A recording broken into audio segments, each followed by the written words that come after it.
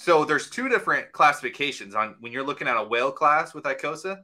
There's two different classifications. There's your staker class and then your actual class, your token class, right? Right. So if you're looking at staker class, then you just jump on icosa.pro and you play with the numbers and it'll tell you what class you're in, right? However, if you're trying to find out if you're a Icosa whale, I would be careful about using that terminology, okay? Because we've got 645,000 that's currently liquid, and we've got 16 million staked. So, you know, you got to keep that. You got to play that as a factor. So if there's 16.6 million in total, both burnt or staked, right? And the actual supply, then if you take 1% of that, that's 166,000 Icosa. So if you're going to say you're Icosa whale, you should have at least 166,000. That's a great correction. Yeah, great point. That's very, very critical information. You can be a whale staker, staker whale for 6,500 Icosa, but you want to be an actual whale, well, you got to do a little bit more work. Yeah, and for those who don't know, when you stake your Icosa on the app.icosa.pro, when you stake it, it's kind of like when you stake your hex. That hex gets burned, right? And you're redeeming T-shares. So in this system, it's kind of the same thing. It burns the tokens out of existence. So when you go on the Etherscan to see what the total supply is, it's very misleading. It's going to say 645,000. But if you look at the size of the pool on app.icosa.pro, that will tell you how much is currently been burned. So 16 million. So that's how that plays differently, which is different than when you stake Hedron. When you stake Hedron, the Hedron goes to the Icosa address and is stored there, so it doesn't actually get burnt.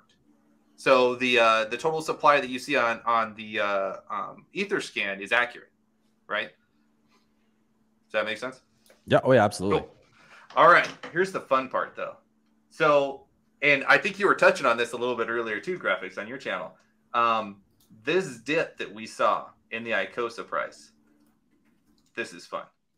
So we saw it take place here. Well, this is the most obvious, right? Yep. And this is the premium. So this is the way that I've always tracked Icosa. From day one of launch, this is what made the most sense. Track it based on the B share. And don't just track how the price between the B share and the Icosa price play with each other, because the T share calculation is in there twice. When you redeem your HSI for Icosa, the T share rate is calculated twice. So because of that, it will actually create a premium between the two. So Icosa trades at a premium over the price of a B share because of that calculation. Now that premium changes. It goes up as the T-share rate goes up. And that's when you're just talking about the ceiling price. So this is just when it's in the ceiling price range. So one thing that we saw that was incredibly interesting was when somebody came through with 145,000 Icosa or however much it was, and they kind of just market dumped it, right? And we saw this huge dip in the price. And you see right here, you see the dip in the Icosa price, and then what does the B share do? Nothing. Because the B share is independent, right? So it's just doing its thing. Like, it doesn't care what Icosa does, right?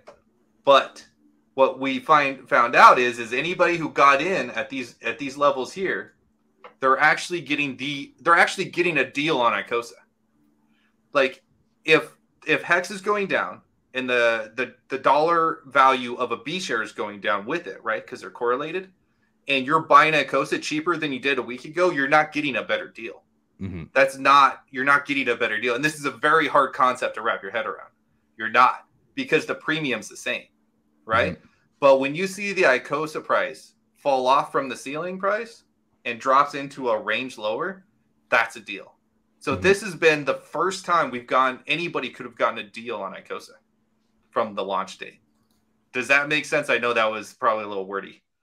No, that made perfect sense. I thought, it's really cool to see the recovery and to see people, take advantage of that. And then the value that it holds, because you had to give up Hex, is actually held by people enough to buy it back up to that ceiling price. That for me was like the holy crap. Okay, this thing actually is going to hold. I think it's actually going to do its thing. and it took 2 days. Yeah. It was trading at a discount from its premium price for 2 days. So, you know, I know me personally, and a lot of people I know, we were buying those bottoms. Some people didn't know why. They're just like, oh no, it's dropping. This, you know, I just got to buy it because it's off the ceiling price. But I saw the real discount there, and I'm like, yo, like this is the time to buy. If you're gonna get into Icosa, like this is the time. This is the time you buy it off the market. And that worked out pretty great. I was surprised that it took 2 days to get up there. I was very surprised. I'm thinking there's probably maybe not that many eyeballs on this, or maybe there's not enough dry powder on the sidelines for this. But this was fascinating. And this immediately, I don't know if you remember, Max, but last time I was on this show, I talked about when the ceiling price might break. Yeah. Do you remember me bringing up the auction day? Yep. So we're going to see more of this. This is not a one-time event. There will be more time. I think this is, at this point, this is baked in. That when you want to get an Icosa, you want to get it at a true discounted price. It's when people market sell Icosa in large batches. And this will be sporadic for the most part. But on Icosa, or on the auction day, the big burn day, and going forward, we may see it get knocked off the ceiling price again and stay down even longer. It just all depends. It all depends on how many people find the value there. And what would make it get knocked off? Was it just people dumping, or like, is there any particular events that would you be able to see, oh, it's going to happen, or do you just kind of just people getting rid of it? So as with all things on the free market, anytime somebody can find an arbitrage or find a way to make a quick buck, they're going to do it, right? And the way they're going to do it is they're going to buy these HSIs at a discount. Like say they go in and they get it 50% on sale, right? They get that HSI. They could pull it off the market, immediately sell it to the Icosa contract, get the Icosa and sell that for USDC, and they're out, right? And now they profited 50% of what they put in. They 2x their money. That's going to happen. And I think that's going to happen a lot. And so that's going to put some serious sell pressure on Icosa in that time period. So that'll be interesting. But the counter argument to this is that after that first day of the auction of the big burn, and we see all that Hedron getting burned, we're going to see the APY of Icosa just go through the roof. And that's going to incentivize a lot of people to be like, whoa, maybe I overlooked Icosa. Maybe I need to get into this because these people are making insane yields in one day just because all the burned Hedron translates over to just the next day, right? And so you have to be in that pool that day in order to get those yields. And they're going to see that, and they're going to look at, what's it trading at now? Oh, it's down. Oh, I can get a huge discount. Now I'm gonna back up the truck, right, so to speak. So that's the counter argument, that it may not take more than a few days to get back to that ceiling price, but nobody knows. And the thing too, it's interesting to add to what you just said is, you know, we're pretty low liquidity in Icosa right now, between Hex and Icosa. You know, so it's like, and one of the wild cards that, you know, I don't know has been talked about that much is like, the SA and the Hedron deployer, you know, are there in the system and they're benevolent for the system. They're going to act in their own accord, but neither of those entities have a position in Icosa.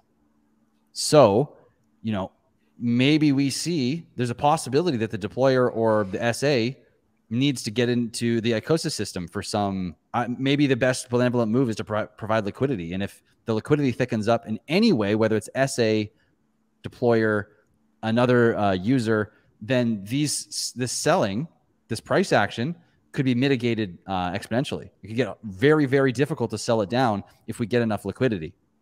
And where that comes from, I don't know. But I don't know. What's your guys' thoughts on like the SA and the deployer potentially participating to, you know, have some stake or have some say or some, they would, I don't think it would stake, but have a position in the Icosa system. Yeah. What do you got, Jeff? When it comes to like the SA and the Hedron deployer address, I really truly have zero expectations. I really do. Like if you want to try to plan on what an address that we don't know who owns it or what their intentions are, other than they've exhibited benevolence in the past. Here's the cool part. Let me just talk about the positive side of things. When it comes to the liquidity, right? there is, I don't want to be super bold, but I'll be bold anyways. I don't think there's a better liquidity pair than Hex Icosa. I just don't think there is. Like, you could go in and you could provide liquidity in a tight range in Uniswap V3 to just absorb all that trading in between you know, a few cents or maybe even 10 cents of the Icosa ceiling price, right? Mm-hmm. If you got right there, like your odds of it wicking out of your zone and leaving you with impermanent loss and keep running up is slim to none. Yep. And then the same thing when it goes to the downside, well, you just got protected on a limit order. So you could go ahead and swap all that extra Icosa for Hex when it comes back up to that ceiling price again, which it probably will. I just don't think there's a better pair. And I think all it takes is time for people who love to provide liquidity and who have big bags to realize that and start deploying it there, because that will give them really good gains. That'll give them really good yield with no lockup time, right? So I think the liquidity was already thought about early on by our genius founder of Alex, and I think that was all baked in, and I think that's why we haven't seen any moves so far. That's just my me guessing, though. That's a good point. Interesting question here. I feel like LPing is missing out on staking APOI. But, you know, absolutely, we'll get on that. Absolutely, but think about it this way: like, because Icosa burns those tokens when you stake, it makes almost everybody a whale if you have just like a decent amount of Icosa that you want to stake. So that's a 360-day lockup period. That is an eternity for people who really just stick to LP. That's an eternity. So they're willing to put a blind eye to that APY as long as they can withdraw. And man, I wish we could get Wendy's. I know Wendy's knows how to LP, and I really love his opinion on this. This is one of the main reasons I told him to come watch the show. Is when you have the flexibility of earning a yield like you could when you're LPing two tokens like Hex and Icosa, like, I just feel like because it's liquid and you can pull whenever you want, and you can change your mind constantly, and you can go, oh yeah, there we go. It's just a different people with different strokes, like folks with different strokes, right? That's just all it is. That's all it is. Like, if you got the staker mentality, if you're, you know, like Hexkin at heart, and you believe in staking and delaying gratification, this is not going to sound appealing to you. But for a lot of other people, it sounds very appealing.